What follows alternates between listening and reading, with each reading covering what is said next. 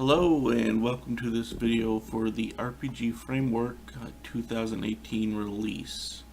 I don't really tend to do voiceovers for these videos because I just don't like doing them. But I think for in this case, because so much has changed between the initial release of this framework and where we are today, that some explanation for everything in place needs to be voiced. To give an idea how long this thing's been in the works, I started my initial basic inventory release was September of 2016. So this has been a year and a few months in the works, and so there's a lot of stuff that's changed. For those of you unfamiliar with what I'm doing with this, my goal is a Bethesda-style open-world RPG system. Borrowing a lot of those systems that Bethesda games have, but not being specifically, Fallout or specifically Skyrim or anything like that. No specific science, sci-fi, or fantasy elements. Just the basic elements to make a open world RPG kind of game. What we're looking at right here is one of the big changes to the menu system. Is that I've implemented a menu switching system where we can swap between the different screens. Right now we're on the system screen, which you can access by hitting the escape key or the M key. None of these buttons do anything though, because I haven't bothered to do it because it's just not at that stage. The quit button does work, which is useful when testing the game. I can quit out real quick without having Alt tab and hit the window close otherwise. But what we also have now is a character screen, which I'll go over a little bit later in the video, and then the inventory screen again, which has gone over some significant improvements.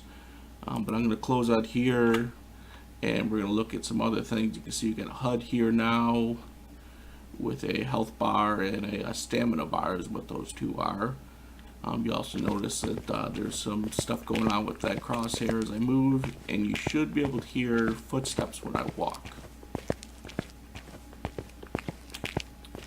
Related to the footsteps also is if I bump into some items, you'll notice that it's making noises. Oh, it threw me a little bit there. So as for the inventory screen, a whole lot has changed there. You can see we have categories now. That was something I had planned on implementing all along, because the Unreal game engine doesn't really make it easy to sort arrays in anything like alphabetical or value order. So if you get a lot of items in here, it's going to be hard to find what you want. To be able to sort by categories is nice. So let's grab a few items here. Get these apples real quick.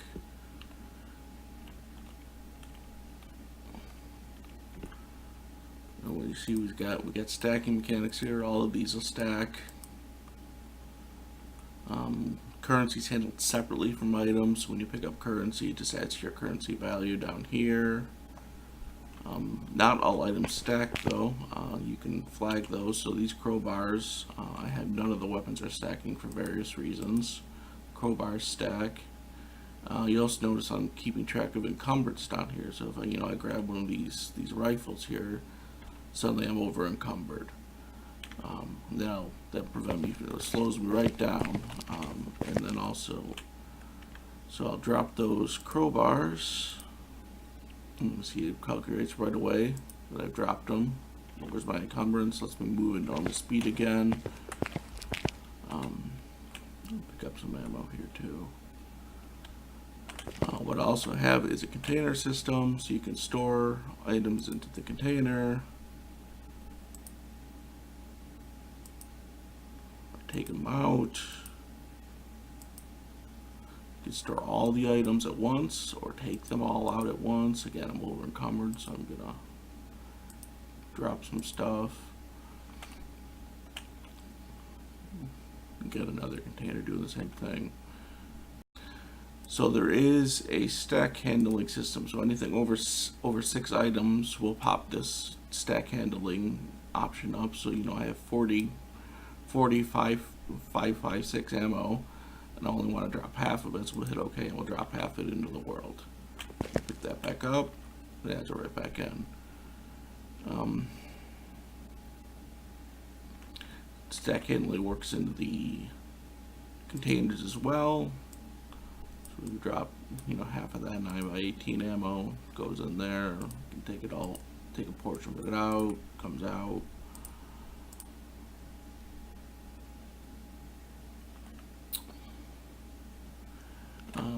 You may have also noticed that we have context actions now for items that do have actions. Particularly weapons. There is a rudimentary weapon system in place at this point.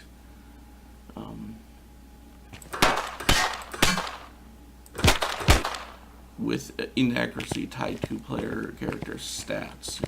Movement makes it more inaccurate, crouching makes it more accurate, and then even though it doesn't animate it, there is an iron sights mode in place. So altogether, if you crouch and iron sights, it gives you most accuracy.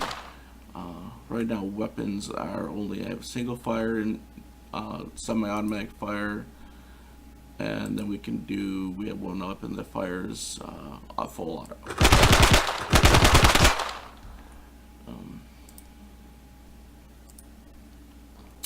You can ammo use is stored on the weapon itself. So if I don't have a second one, I'll go buy one.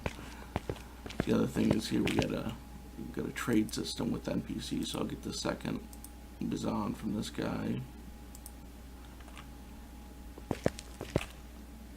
And it's on per use per the item. So if I equip this one, I've got 64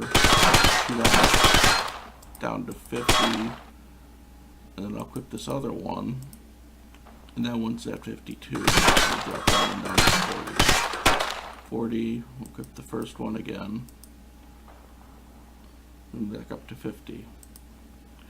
That persists between being dropped, so if I pick up this one again, it's still at 40. Moving on. Character screen. We have a character screen now. We have your primary attributes listed, skills that are derived from those primary attributes. For the most part, these each derive 3 different skills right now. The exceptions are strength and endurance. Strength is only driving melee weapon and unarmed. Endurance is giving us our hit points, our stamina, and our encumbrance amount. Dexterity is for the guns, the sneak, and the security. Intelligence, computers, medical, repair, and charisma is giving us barter and speech. You also notice here that we have buffs and debuffs. So to demonstrate that, I'm going to go into my pain circle here and take some damage. Now with that damage, I could just walk into the healing circle and heal that way. Take some more damage here. Or I could use one of these apples. Now the green apples are heal over time, so when I use one of these, if I go to the character screen, it'll show here that I'm healing 25 hit points over 10 seconds. So if you watch, it'll heal that 25 hit points over a total of 10 seconds. It counts down on that character screen, so we've got 3 seconds left on that.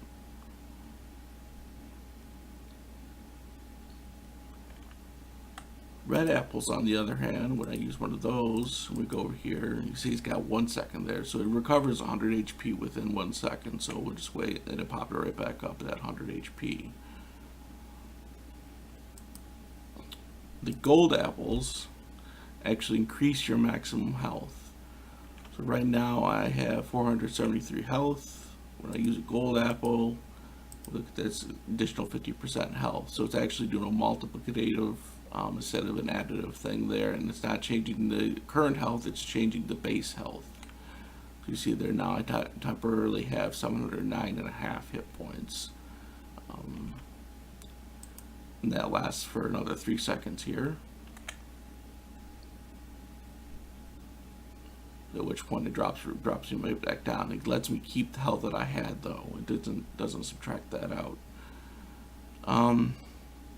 maybe wondering what this blue circle is. This one is going to start giving me experience points. So if I'm standing here, see that my experience is going up. Once I hit my experience points, it pulls up a level up screen where I can distribute my skill points. So let's say I want to put, 5 in computers, maybe another 5 in repair, maybe 2 in speech. But maybe I didn't like that. I'll just reset them all. It won't let me out of here until I do this, by the way.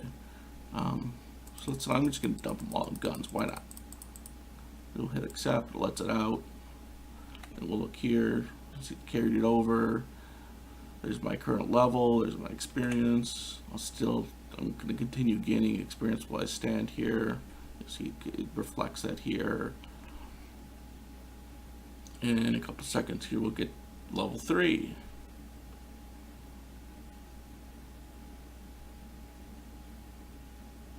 Again, gotta distribute. If I don't distribute, maybe 5 of those, it's not gonna let me go. I gotta distribute them all first,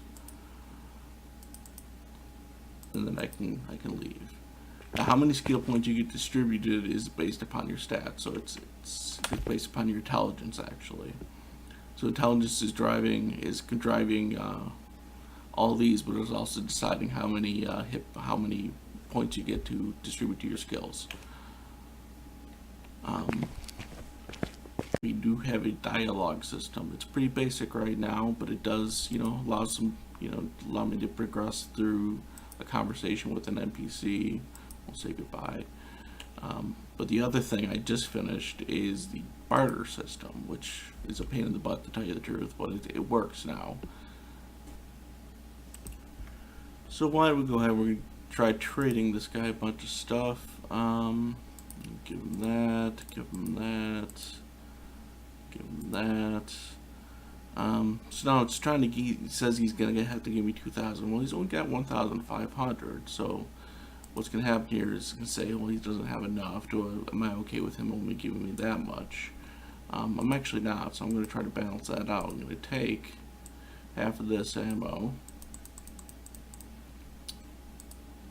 and that evens us out. So I'm going to clean him out. And then I got everything I traded from him. He's got all my stuff. It's all good. Maybe give him this apple. Yeah, and he can't do that because no, I'd rather not. So why don't we take these apples? Again, that balances out. Now let's say I don't want to actually give him that apple. Well, I can just take it back. And there. So now we'll give him 50. There we go. So that works both ways. If I try to take all these.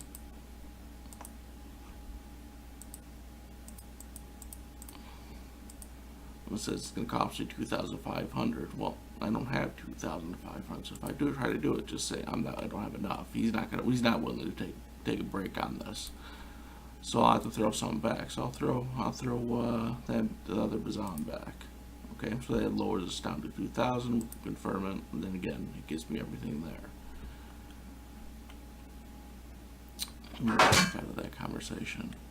Not much else to look at here. That's basically the gist of where we are in terms of everything I've added in between the initial release and this. It's come a long way though. Couple notes. You'll see here these strings. These are generated when the item is populated, either when I pick it up or when it's picked up out and you can list it in a container. These are just here for debug purposes. We can turn off display of these, but it's helpful to be able to tell, that Bazan is Bazan C8467, whereas the one in his inventory is Bazan C3725. So if I go ahead and take his and give him mine, we can confirm, yeah, it actually took his and actually gave him mine.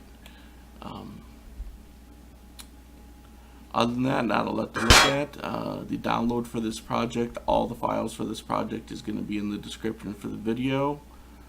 I'm doing this, because I want to do it.